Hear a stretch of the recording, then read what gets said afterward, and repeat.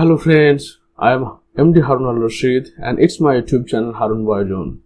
Today in this video I will discuss about algae, especially ranges of thallus organization, and economic importance of algae from the syllabus of WBSSC SLST.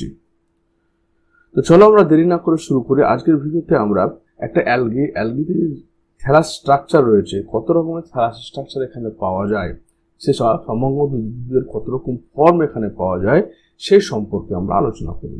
তো প্রথমে আমরা জেনে নিই thallus জিনিসটা কি।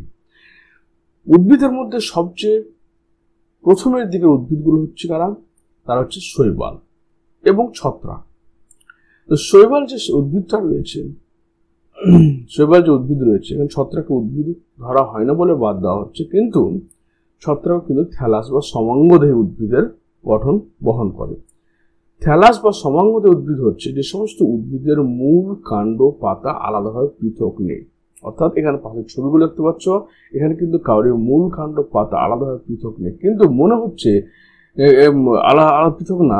এই সমস্ত আনডিফারেন্সিয়েটেড মাস অফ সেলকে আমরা বলছি থ্যালাস।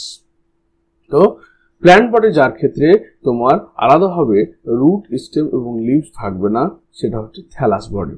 এই থ্যালাস বডির আকৃতি তোমার ইউনিসেলুলার হতে পারে, আবার তোমার কখনো মাল্টিসেলুলারও হতে পারে।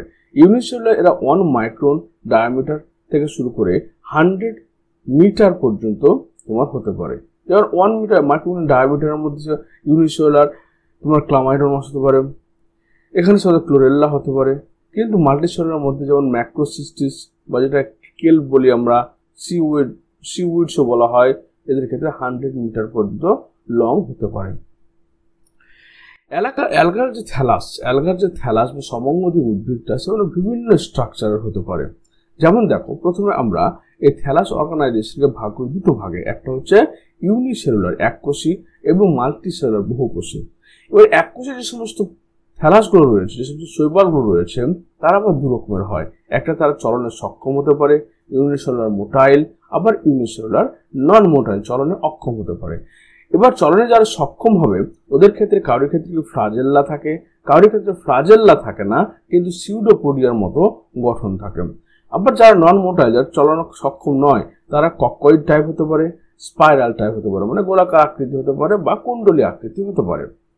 আবার যখন মাল্টিসেলুলার মধ্যে প্রবেশ করছি আমরা, তো মাল্টিসেলুলারকে again divided into 4 different type, that is colonial type, filamentous type, siphonaceous type and parenchymatous type. তো কলোনিয়াল টাইপ মিনস যখন একটা কলোনি ফর্মেশন করছে, তারা মানে একসাথে অনেকগুলো থ্যালাস বডি অবস্থান করছে এবং সেটা কলোনি বা উপনিবেশ তৈরি করছে। যেমন প্রথমে রয়েছে সিনোবিয়াল টাইপ অ্যান্ড এগ্রিগেট টাইপ। সিনোবিয়াল টাইপের মধ্যে মোটাইল সিনোবিয়াল এবং নন মোটাইল, চলনে সক্ষম উপনিবেশ গঠনকারী শৈবাল, চলনে অক্ষম উপনিবেশ গঠনকারী শৈবাল। আর একটা এগ্রিগেট ফর্মস হচ্ছে, অর্থাৎ অনেকগুলো শৈবাল কোনো কারণে ওরা আনফেভারেবল কন্ডিশন হোক বা কোনো ভেজিটেটিভ স্ট্রাকচার তৈরি করার জন্য তারা একটা নির্দিষ্ট জায়গায় সবাই জমা হচ্ছে, কিন্তু তারা একটা কলোনি তৈরি করে না, সেটাকে এগ্রিগেট ফর্মস বলছে। সেটা আবার কি পামেলয়েড স্টেজ হতে পারে, যেটা অ্যাফানোথেসিসে পাওয়া যায়। আবার ডেন্ড্রয়েড হতে পারে, যেটা পার্সিনোক্লেডাসে পাওয়া যায়।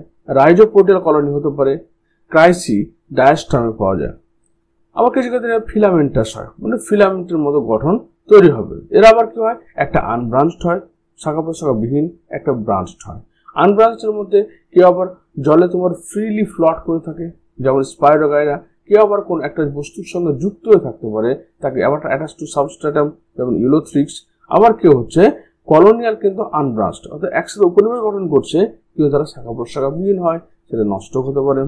আবার যারা ব্রাঞ্চড হয় তাদের মধ্যে ভাগ করতে ফলসলি ব্রাঞ্চড, মনে হচ্ছে যে শাখা প্রশাখা আছে কিন্তু শাখা প্রশাখা নেই। যেমন স্কাইটোনিমার ক্ষেত্রে দেখতে পাবে যে দুটো ফিলামেন্ট পরস্পরের পাশাপাশি শেষ অবস্থান করছে, কিন্তু মাইক্রোস্কোপের তলায় মনে হচ্ছে এরা শাখা প্রশাখা যুক্ত হয়ে আছে, ফলসলি ব্রাঞ্চড। ট্রুলি ব্রাঞ্চ, যারা শাখা প্রশাখা যুক্ত হয়, যেমন সিম্পলের ক্ষেত্রে ক্ল্যাডোফোরা, হেটেরোট্রিটাসের ক্ষেত্রে একটোকার্পাস। সিউডো প্যারেনকাইমাটাসের ক্ষেত্রে পাচ্ছি ইউনি অ্যাক্সিয়াল এবং মাল্টি অ্যাক্সিয়াল। ইউনি অ্যাক্সিয়ালের ক্ষেত্রে পলিসাইফোনিয়া এবং মাল্টি অ্যাক্সিয়ালের ক্ষেত্রে কন্ড্রাস ক্রিসপাস। এছাড়া পাচ্ছি সাইফোনোসিয়াস টাইপ অ্যান্ড প্যারেনকাইমাটাস কারা। এবার এই এতগুলো টাইপ সম্পর্কে পুরো ডিটেলস আলোচনা আমরা এখানে করব, এই ভিডিওর মধ্যে করার চেষ্টা করব। তো চলো দেরি না করে শুরু করি।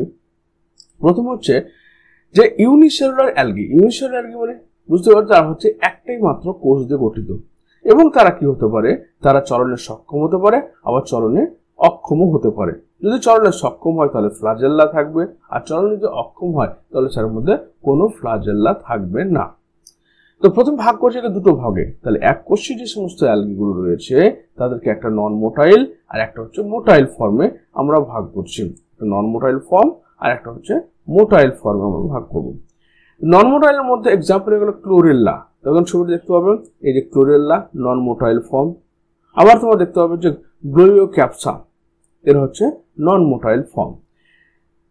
তো নন মোটাইল ফর্মকে দুটো ভাগে ভাগ হয়, একটা ককয়েড ফর্ম, একটা স্পাইরাল ফর্ম। ককয়েড মানে বুঝতে পারছেন যারা মোটামুটি গোলাকার একটা আকৃতি হয় এবং এদের মধ্যে কোনো রকমের ফ্লাজেল্লা থাকে না।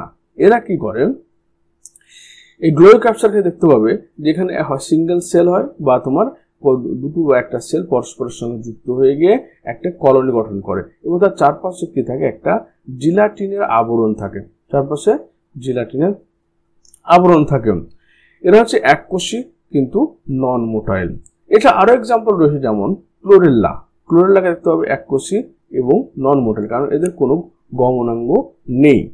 তাহলে এখানে কি রয়েছে, ক্লোরোকক্কাম, ক্লোরেল্লা, ক্লোরোফাইসির মধ্যে। আবার পরফাইরিডিয়াম পরফরোডোফাইসি থেকে, বা ক্যারাসিওপসিস জ্যান্থোফাইসি থেকে, গ্লোয়োক্যাপসা অ্যান্ড ক্যামিসাইফোন অফ সায়ানোফাইসি, এগুলো হচ্ছে উদাহরণ। এবার স্পাইরাল ফর্ম। তো এখানে দেখতে পাচ্ছি স্পাইরুলিনার ক্ষেত্রে স্ট্রাকচারটা যেখানে কুণ্ডলী আকৃত হয়ে থ্যালাস বডিটা রয়েছে এবং এখানে কোনো মূল কাণ্ড পাতা কিছুই নেই। তাছাড়া হচ্ছে কি কোনো ফ্লাজেল্লা বা কোনো গমন অঙ্গ নিয়ে থাকে না। এক্সাম্পল হয়ে গেল স্পাইরুলিনা। এরপরে যেটা পড়বে ইউনিসেলুলার ক্ষেত্রে কি রয়েছে আমাদের মোটাইল ফর্মস। মোটাইল মানে হচ্ছে চলনের সক্ষম। এবার চলনের সক্ষম হতে গেলে তার একটা গমনাঙ্গ থাকতে হবে, সেখানে ফ্লাজেল্লা থাকতে, আর অ্যান্টেরিয়ার বা সম্মুখ পশ্চিমে কি ফ্লাজেল্লা থাকতে পারে বা ফ্লাজেল্লা নাও থাকতে হতে পারে। তাহলে এটা আবার দুভাগে ভাগ করা হচ্ছে আমাদের কি, একটা হচ্ছে ফ্লাজেলেটেড ইউনিসেলুলার মোটাইলস, একটা হচ্ছে রাইজোপোডিয়াল ইউনিসেলুলার মোটাইল। রাইজোপোডিয়াল কাকে বলা হচ্ছে, যে ক্ষেত্রে তোমার ফ্লাজেল্লা অ্যাবসেন্ট থাকছে। তো এদের ক্ষেত্রে ফ্লাজেল্লাটা অ্যাবসেন্ট থাকবে। এবার কি থাকবে, এদের যে সাইটোপ্লাজম রয়েছে সেই সাইটোপ্লাজমটা বাইরের দিকে প্রজেকশন আকারে বেরিয়ে থাকবে, মনে হচ্ছে সিউডোপোডিয়া ক্ষণপদ গঠন করেছে এবং এদের যে মুভমেন্ট সেই মুভমেন্টটাকে আমরা অ্যামিবয়েড মুভমেন্ট বলে থাকি। কারণ এই সিউডোপোডিয়া কোথায় পাওয়া গেছিল, সেটা পাওয়া গেছিল তোমার অ্যামিবার ক্ষেত্রে পাওয়া গেছিল। সিউডো মানে ছদ্ম, পোডিয়া মানে পা, তাহলে এই ছদ্ম পা তৈরি করছে সাইটোপ্লাজমের কনসেন্ট্রেশন ডিফারেন্স করে।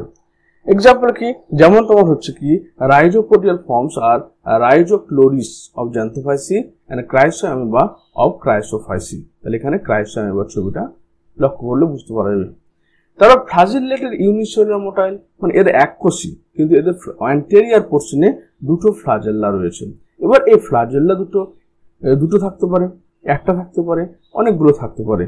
আবার ফ্লাজেল্লা যদি একটা হয় তার ক্ষেত্রে ক্রাইসোফাইসির ক্ষেত্রে, যদি চারটে হয় তাহলে ক্লোরোফাইসির ক্ষেত্রে পাবো। আবার এই ফ্লাজেল্লাগুলো ইকুয়াল হতে পারে, যেমন দুটো সমান হতে পারে, যেটা হচ্ছে ক্লোরোফাইসির ক্ষেত্রে পাওয়া যায়। আবার কার ক্ষেত্রে আনইকুয়াল হতে পারে, একটা বড় হতে পারে একটা ছোট হতে পারে, যেটা জ্যান্থোফাইসির ক্ষেত্রে পাওয়া বা ডিনোফাইসির ক্ষেত্রে আমরা পাই। তাহলে এর এক্সাম্পল কি হয়ে গেল, এক্সাম্পল কি ফ্যাকোটাস, ক্লামাইডোমোনাস, ইউগ্লিনা, হেটারোক্লোরিস, ক্লামাইডোমোনাস, এগুলো সব হচ্ছে তোমার ফ্লাজেলেটেড কিন্তু ইউনিসেলুলার নন মোটাইল ফর্মস। তাহলে আমরা এককোষী অ্যালগিকে দুটো ভাগে ভাগ করলাম, একটা হচ্ছে নন মোটাইল, একটা মোটাইল। নন মোটাইলের ক্ষেত্রে আমরা কি কি পেলাম, নন মোটাইলের ক্ষেত্রে আমরা ককয়েড ফর্ম পেলাম এবং স্পাইরাল ফর্ম পেলাম। ককয়েড ফর্মে এক্সাম্পল হয়ে গেল গ্লোয়োক্যাপসা বা ক্লোরেল্লা, আর স্পাইরাল ফর্মে আমরা স্পাইরুলিনাকে পেলাম। আর যেটা তোমার মোটাইল ফর্ম আসলো সেখানে আমরা ক্রাইসোঅ্যামিবাকে পেলাম কি রাইজয়েডাল ফর্মে, আর ক্লামাইডোমাস এবং ফ্যাকোটাসকে পেলাম আমরা ফ্লাজেলেটেড ইউনিসেলুলার মোটাইল ফর্মে পেলাম। এরপর চলে আসছে আমরা সম্পূর্ণভাবে মাল্টিসেলুলার। মাল্টিসেলুলার বুঝতে পারছি যে অনেকগুলো যখন কোষ একসঙ্গে অবস্থান করবে তখন সেটাকে আমরা মাল্টিসেলুলার বলছি। এর মধ্যে প্রথমে সিনোবিয়াম। সিনোবিয়াম কাকে বলা হয়? যখন অনেকগুলো শৈবাল বা থ্যালাস বডি একসঙ্গে অবস্থান করবে তখন সেটাকে আমরা সিনোবিয়াম বা কলোনি বলা হয়। কলোনির উপর গঠনকারী শৈবালের নাম হচ্ছে যেমন ভলভক্স, গোনিয়াম। ভলভক্সের ক্ষেত্রে দেখতে পাচ্ছ যে অনেকগুলো শৈবাল একসঙ্গে অবস্থান করেছে এবং তারা যে ফ্লাজেল্লাটা সেটা তোমার এক্সটার্নালি বাইরের দিকে বেরিয়ে রয়েছে। তাহলে এবার কলোনিয়াল যে ফর্ম বা সিনোবিয়াম যে ফর্ম সেটা মোটাইল হতে পারে আবার নন মোটাইল হতে পারে। যেমন ভলভক্সের ক্ষেত্রে আমরা মোটাইল পাচ্ছি, ফ্লাজেল্লা, এগুলো ফ্লাজেল্লা রয়েছে। কিন্তু যখন তুমি হাইড্রোডিকটনের ক্ষেত্রে চলে যাবে বা হাইড্রোডিকটন বলতে পারো বা পেডিয়াস্টাম ব্যারিয়া নামের ক্ষেত্রে বলতে পারো, সেখানে কি করছে ওরা একটা করে কোষ পরস্পরের সঙ্গে সজ্জিত হওয়ার ফলে সেটা হেক্সাগোনাল বা পেন্টাগোনাল আকৃতি ধারণ করছে। হেক্সাগোনাল ফর্ম, হেক্সাগোনাল বা পেন্টাগোনাল অথবা পেন্টাগোনাল ফর্ম, পেডিস্টামের ক্ষেত্রে পেন্টাগোনাম ফর্ম ধারণ করছে। তাহলে একটা হচ্ছে চলনের সক্ষম মোটাইল কলোনি, যেটা হচ্ছে তোমার ভলভক্সের ক্ষেত্রে পেলাম। একটা নন মোটাইল কলোনি যেটা হাইড্রোডিকটন বা তোমার হচ্ছে পেডিয়াস্টামের ক্ষেত্রে আমরা পেলাম। আবার গনিয়ামের ক্ষেত্রে তোমার মোটাইল কলোনি পাওয়া যায়।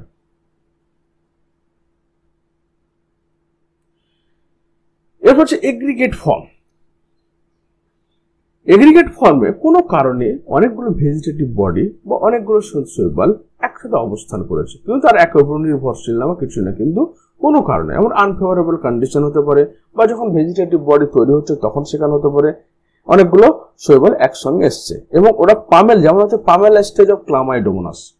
পামেলা স্টেজ কখন পামেলা স্টেজ হয়? যখন আনফেভারেবল কন্ডিশন থাকে, অর্থাৎ যখন পরিবেশ ঠিক থাকে না তখন কি হয় অনেকগুলো সুন্দর ক্লামাইডোমোনাস পরস্পরের পাশাপাশি চলে আসে এবং তারা বাইরের দিকে জিলাটিনাসের কভার তৈরি করে, বাইরের দিকে একটা মিউসিলিজের ইনভলভ করে যাতে ডেসিকেশন না হয়, অর্থাৎ শুকিয়ে না যায়। এবং সেই নন মোটাইল সেলগুলো যখন একসাথে অবস্থান করছে তখন সেটাকে আমরা বলছি পামেলা স্টেজ। এটা কি হচ্ছে ক্লামাইডোমোনাসের ক্ষেত্রে। এটা অ্যামরফাস বা পামেলয়েড কলোনি। ডেন্ড্রয়েড কলোনি হচ্ছে যেটা ডিনোব্যারিয়নের ক্ষেত্রে দেখতে পাওয়া যাচ্ছে। ডেন্ড্রয়েড কলোনি মানে অনেকগুলো তোমার শৈবাল একসঙ্গে অবস্থান করছে এবং দেখতে মনে হচ্ছে যে এটা গাছের শাখা প্রশাখা গাছের মতো দেখতে মনে হচ্ছে, তখন সেটা হচ্ছে তোমার গোল্ডেন অ্যালগি ডিনোব্যারিয়নের ক্ষেত্রে পাওয়া যাচ্ছে। আবার রাইজোপোডিয়াল যেটা আমরা পেলাম কোথায়, যেটা আমরা তোমার ক্রাই ডায়াস্ট্রমের ক্ষেত্রে পাচ্ছি, যেখানে এই সমস্ত নন মোটাইল অ্যালগিগুলো যাদের ক্ষেত্রে সিউডোপোডিয়া ফর্মেশন হয়েছিল তারা একসাথে অবস্থান করে তোমার কি করছে একটা কলোনি তৈরি করছে, তখন সেটাকে আমরা বলছি রাইজোপোডিয়াল কলোনি, রাইজোপোডিয়াল ক্রাইসি ডায়াস্ট্রামের ক্ষেত্রে।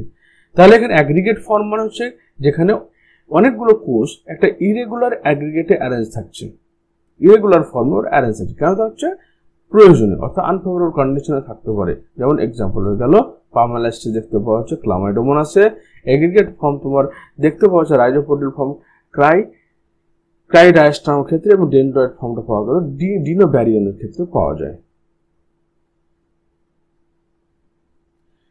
এর পরবর্তী আমরা চলে আসছি ফিলামেন্টাস ফর্ম। ফিলামেন্টাস ফর্ম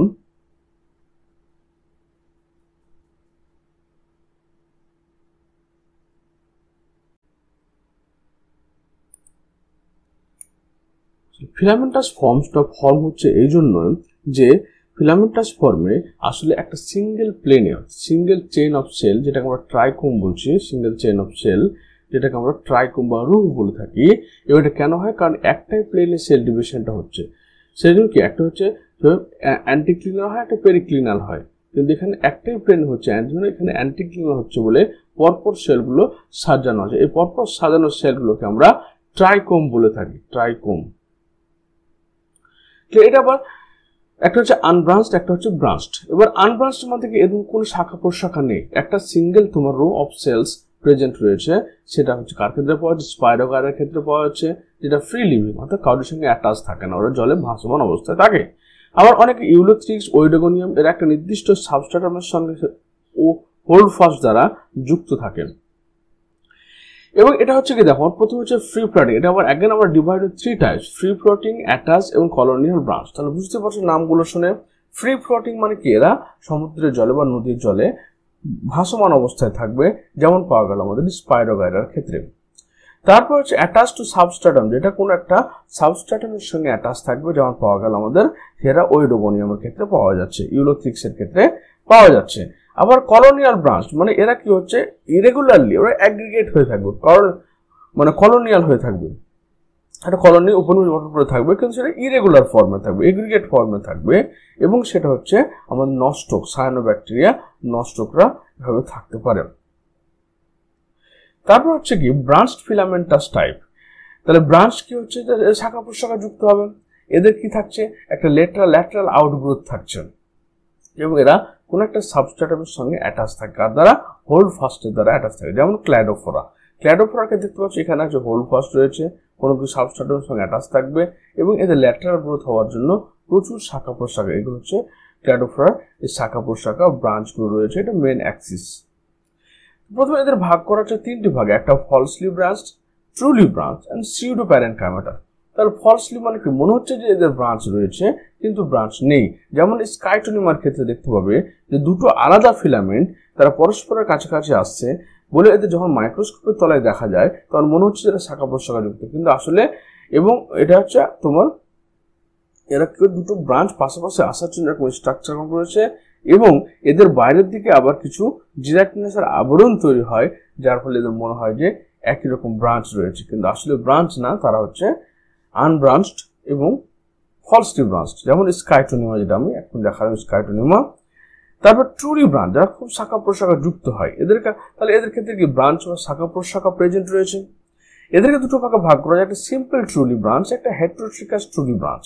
তাহলে সিম্পল ট্রুলি ব্রাঞ্চের মধ্যে এক্সাম্পল হয়ে গেল ক্ল্যাডোফোরা। দেখতে পাচ্ছি এটা প্ল্যান্ট লাইক স্ট্রাকচার, যেখানে অনেক শাখা প্রশাখা রয়েছে, এবং ওটা যদি আরো ম্যাগনিফাই করে দেখা যায় তাহলে দেখতে হবে এটা মেন অ্যাক্সিস, এগুলো শাখা প্রশাখা ব্রাঞ্চ, সাইড ব্রাঞ্চ রয়েছে এদের ক্ষেত্রে।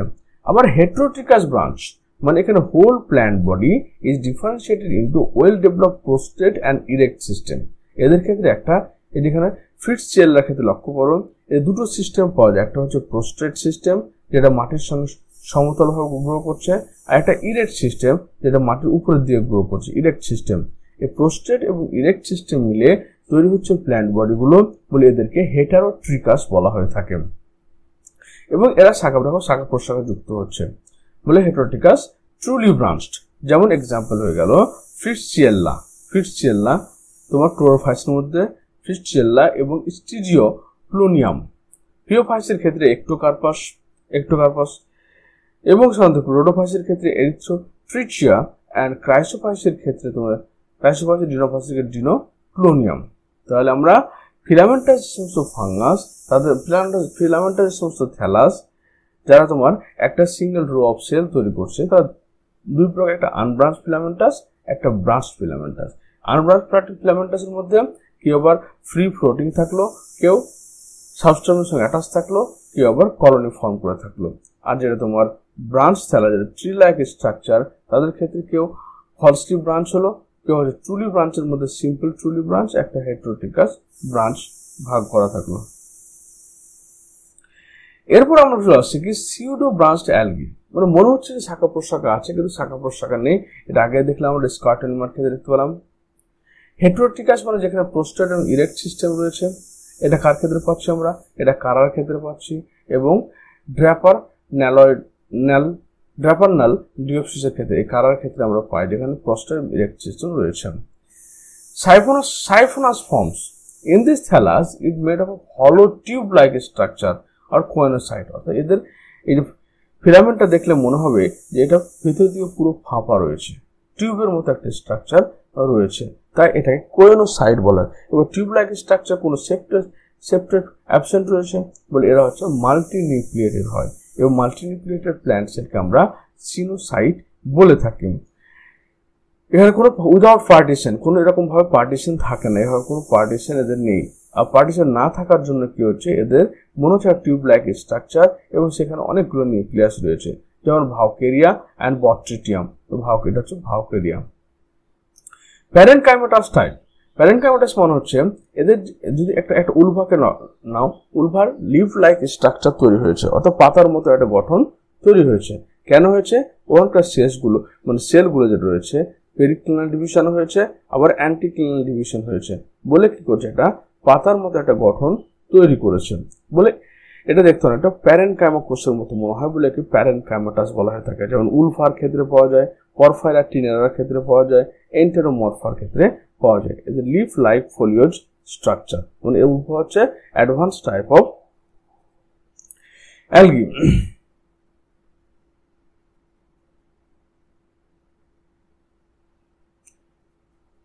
এবার সিউডো প্যারেনকাইমাটাস, সিউডো মানে বুঝতেই পারছো যেখানে কি প্যারেনকাইমা কিছু ঠিকঠাক নেই, কিন্তু মনে হচ্ছে যে প্যারেনকাইমার মতো হচ্ছে।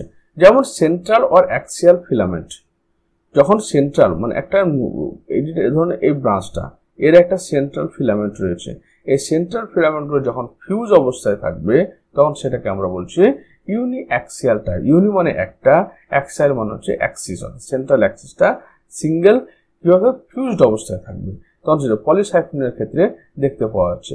মাল্টি অ্যাক্সিয়াল মানে এটা দেখতে পাওয়া যাচ্ছে তোমার কার ক্ষেত্রে, কন্ট্রাস্ট ক্রিসপাস বা আইরিস মস যেটাকে বলছি আমরা। এদেরকে দেখো মেন অ্যাক্সিস রয়েছে এবং এই অ্যাক্সিসটা আবার বিভিন্ন দিকে ব্রাঞ্চ হয়ে গেছে, এদিকে ব্রাঞ্চ হয়ে গেছে, এই পাশে ব্রাঞ্চ হয়েছে, এটাও ব্রাঞ্চ হয়ে গেছে এদিকে। তো এই ব্রাঞ্চ যখন না থাকবে তখন সেটা হচ্ছে মাল্টি অ্যাক্সিয়াল, যখন ব্রাঞ্চ থাকবে তখন সেটা ইউনি অ্যাক্সিয়াল। এই হয়ে গেল আমাদের থ্যালাস স্ট্রাকচার। এবার আমরা পড়বো কি যে ইকোনমিক ইম্পর্টেন্স অফ অ্যালগি, বিশেষ করে ফুড, ফোডার, এগুলো নিয়ে আমরা আলোচনা করব। তো প্রথম হচ্ছে অ্যালগি অ্যাজ হিউম্যান ফুড। বহু প্রাচীনকাল থেকেই শৈবালকে মানুষ খাদ্য হিসেবে ব্যবহার করে থাকে, কারণ শৈবালে বিভিন্ন ধরনের মিনারেলস প্রচুর পরিমাণে পাওয়া যায় এবং বলা হয় যে আমাদের সমুদ্রের তলায় যে কোরাল রিফস গুলো রয়েছে, যে শৈবাল রয়েছেন, সেই শৈবাল সম্পর্কে শৈবালকে যদি খাদ্য হিসেবে ব্যবহার করা যায় তো পৃথিবীতে খাদ্যের সংকট সমস্ত দূর হয়ে যাবে। তাই এই শৈবালের উপর বা ফাইকোলজির উপরে বিস্তর গবেষণা চলছে। বিশেষ করে সমুদ্র উপকূলবর্তী সমস্ত এলাকা রয়েছে সেখানে তোমার শৈবালের খাদ্য হিসেবে খুব বেশি পরিমাণে গ্রহণ করা হয়। কেন খাদ্য হিসেবে গ্রহণ করা হয়? কারণ এতে প্রচুর পরিমাণে রয়েছে carbohydrate, fats, proteins, vitamin A, B, C and E, as well as minerals like iron, potassium, magnesium, calcium, manganese, zinc, iodine, বিশেষ করে আয়োডিনও রয়েছে খুব বেশি পরিমাণে। যেমন এক্সাম্পল দেখো, ক্লোরেল্লা বলে একটা এককোষী আনব্রাঞ্চড নন মোটাইল শৈবাল রয়েছে, যেটা হচ্ছে কি green alga, high quality of food value, এবং এখান থেকে আবার তুমি ক্লোরেলিন বলে একটা অ্যান্টিবায়োটিকও পাওয়া যায়, ক্লোরেলিন অ্যান্টিবায়োটিক পাওয়া যায়। পরফাইরা টিনেরা, যেটা আমার রেড অ্যালগি একটা, একে অন্য নাম হচ্ছে কি অ্যামানোরি, জাপানের ক্ষেত্রে অ্যামানোরি হিসেবে খাদ্য হিসেবে ব্যবহৃত হয় এবং এখান থেকে আসাকুসু নরি উৎপন্ন করা হয়। Laminaria brown algae yields a food product known as kombu or konbu. এটা খুব ফেমাস একটা food kombu. Young types of laminaria are eaten directly certain parts of Europe and America. The laminaria কে আমরা, laminaria হচ্ছে source of iodine, খুব বেশি পরিমাণে এখানে iodine পাওয়া যায়। নষ্ট একটা ব্লু গ্রিন অ্যালগি, যেটা হচ্ছে কি তাই কালেক্ট করা হয়, বয়েলড করা হয় and consume food by Chinese. Alaria একটা ব্রাউন অ্যালগি, যেটা তো কি যেখান থেকে স্যারোমেন পাওয়া যায়, স্যারোমেন একটা খাদ্য যেটা জাপানে পাওয়া যায়। মনোস্ট্রোমা এ গ্রিন অ্যালগি, যেখান থেকে অনরি পাওয়া যায়, জাপানের খাবার। Ulva lactuca a green algae use salad and soup, salad তৈরি করতে বা স্যুপ তৈরি করতে উলভা ল্যাকটুকা ব্যবহার করা হয়। রোডিমেনিয়া পালমাটা এটা একটা রেড অ্যালগি, যেটা হচ্ছে কি ফুড হিসেবে ব্যবহার করা হয় এবং কনফেকশনারি নেম ডালস একটা খাবারের নাম, সে খাদ্য হিসেবে গ্রহণ করা হয়। In Japan about 20 different kind of algae are being harvested and eaten, যেমন অনরি, মনস্ট্রোমা, কোম্বু, আসাকুসো, নরি ইত্যাদি তোমার খাদ্য হিসেবে ব্যবহার করা হয়, জাপানের লোকেরা খাদ্য হিসেবে ব্যবহার করে।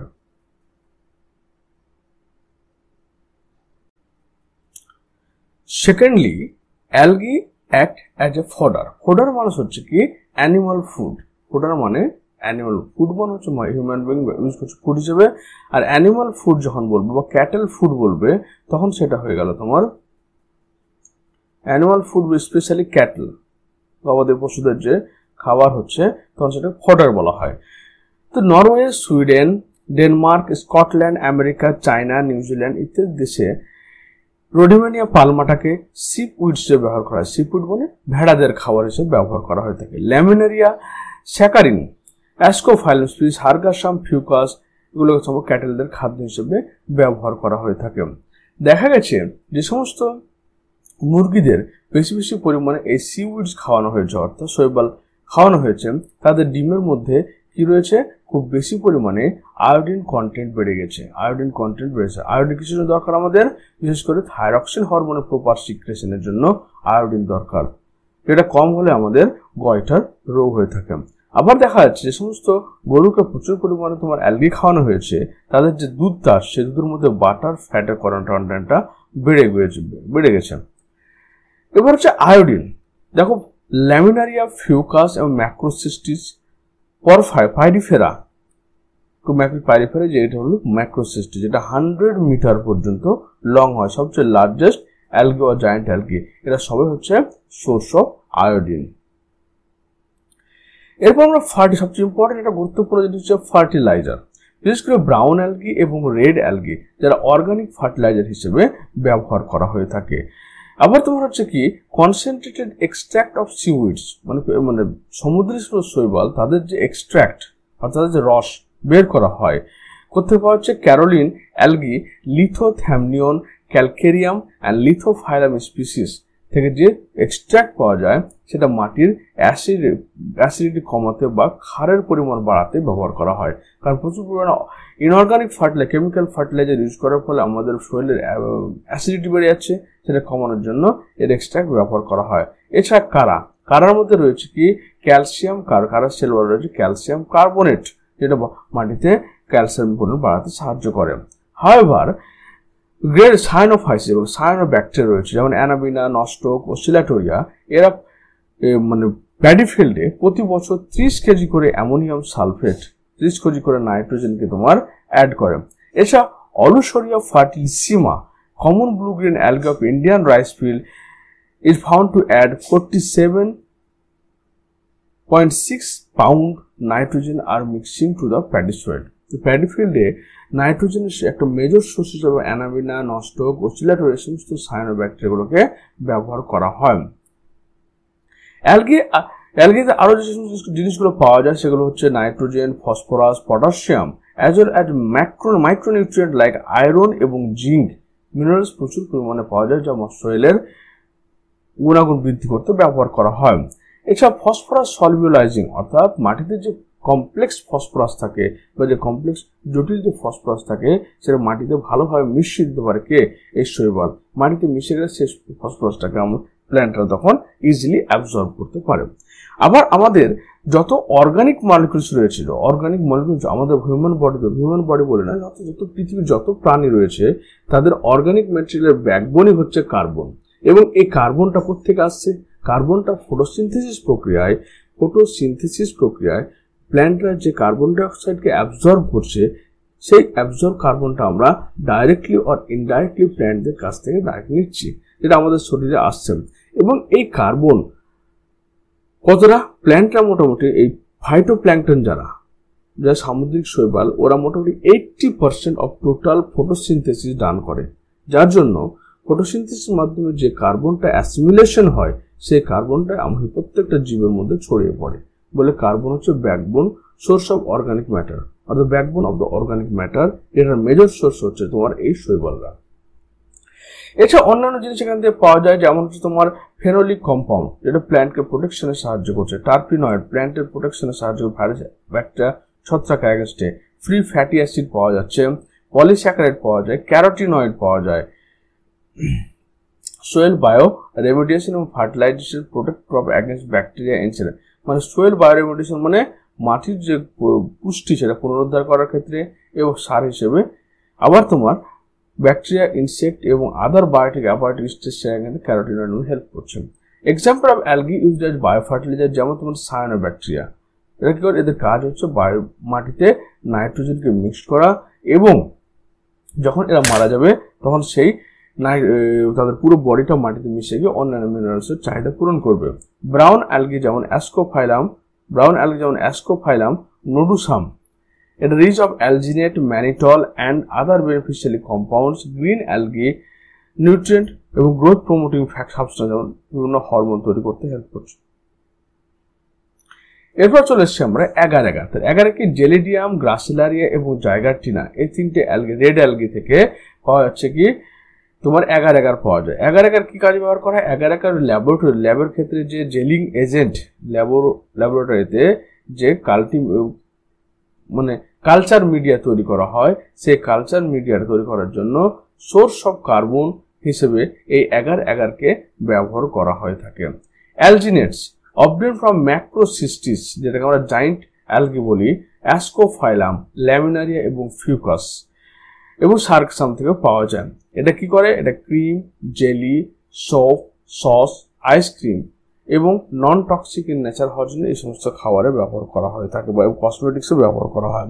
আর তাহলে আয়োডিনের সোর্স আগে পড়েছি আমরা যে ল্যামিনারিয়া, ফিউকাস ও ম্যাক্রোসিস্টিস।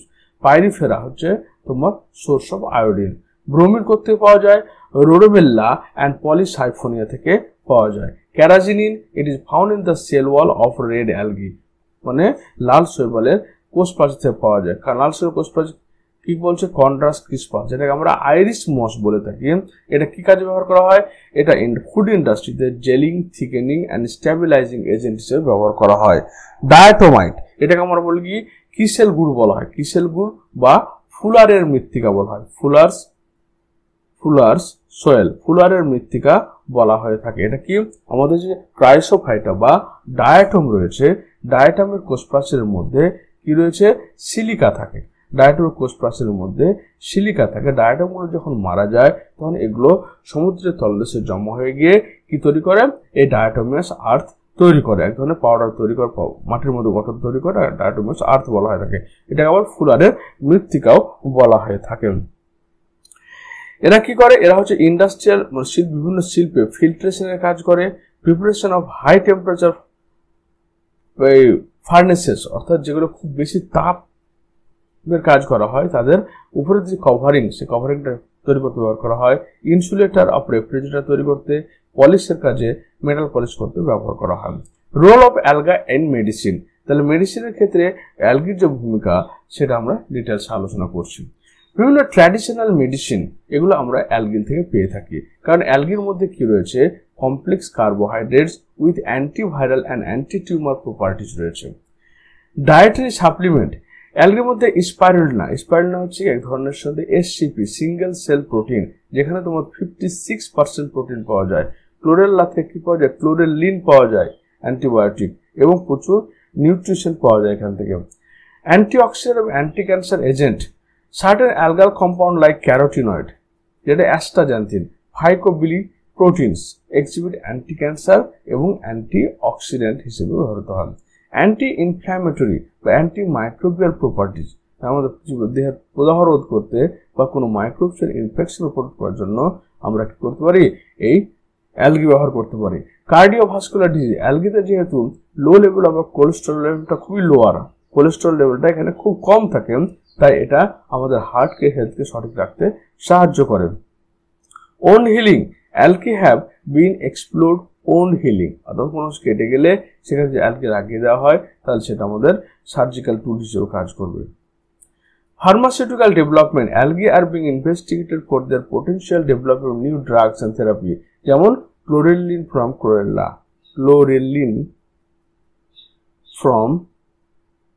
ক্লোরেল্লা, অ্যান্টিকোয়াগুল্যান্ট এবং অ্যান্টিথ্রম্বোটিক এফেক্ট, মানে হচ্ছে কি যেটা আমাদের ব্লাডকে কোয়াগুলেশন, জমাট বাঁধতে সাহায্য করে, যাতে ব্লাড শরীরের মধ্যে জমাট না বাঁধে, সেরকম অ্যান্টিকোয়াগুলেন্ট এজেন্ট তৈরি করার জন্য ব্যবহার করা হয়। কসমেটিক এবং আদার অ্যাপ্লিকেশন ব্যবহার করে থাকে, যেমন spirulina use the protein supplement, 56% এখানে প্রোটিন তৈরি করা হয়, সিঙ্গেল সেল প্রোটিন হিসেবে কাজ করে। এছাড়া এডিএসডি, মানে attention deficit hyper active disorder, অর্থাৎ যাদের মনোযোগ অ্যাকচুয়ালি স্ট্রেস কন্ডিশন, যাদের মনোযোগ হারিয়ে যায়, তাদের হাইপার অ্যাক্টিভিটি, তার মনোযোগ থাকে না বলে কি হয়, যে কোনো কিছু ওভার রিয়েক্ট করে, তাদের ক্ষেত্রে ওষুধ হিসেবে ব্যবহার করা হয়। এবং স্পাইরুলিনা, ক্লোরেল্লা থেকে ক্লোরেলিন পাওয়া যায়, আবার এটি হচ্ছে অ্যান্টিঅক্সিডেন্ট, অ্যান্টি ইনফ্ল্যামেটরি এবং anti cancer properties. Red algae হচ্ছে কি কমপ্লেক্স কার্বোহাইড্রেট এবং অ্যান্টিভাইরাল, অ্যান্টি টিউমার প্রপার্টি রয়েছে। ব্রাউন অ্যালগির ক্ষেত্রে তোমার various medicine is due to high iodine consent.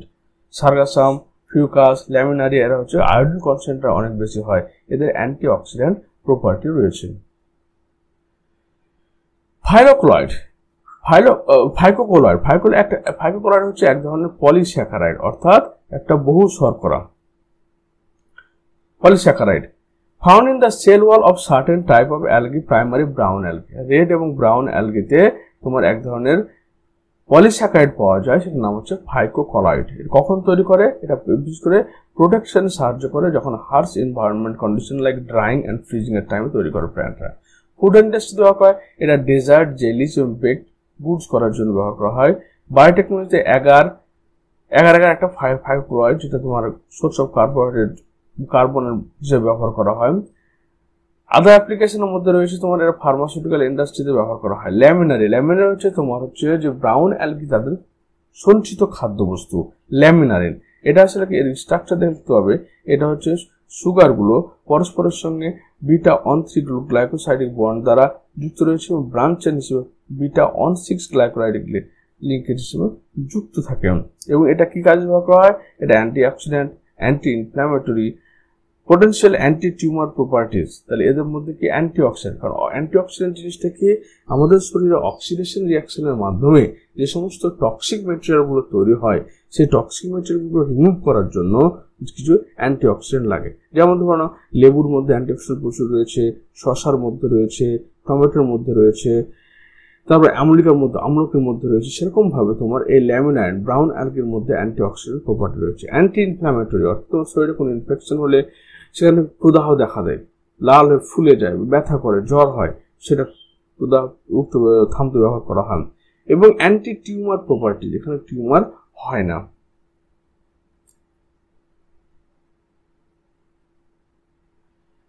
তো এই ছিল আমাদের শৈবালের সম্পর্কে ডিটেল স্ট্রাকচার, যেখানে থ্যালাস অর্গানাইজেশন সম্পূর্ণ আলোচনা করা হলো এবং ইকোনমিক ইম্পর্টেন্স সম্পর্কে আলোচনা করা হলো। এই ভিডিওটি স্পেশালি তোমার school service commission teacher recruitment এক্সামের জন্য তৈরি। ভিডিওটি কেমন লাগলো অবশ্যই কমেন্ট বক্সে কমেন্ট করে জানিও। ভিডিওটি দেখার জন্য তোমার অসংখ্য ধন্যবাদ। Thank you.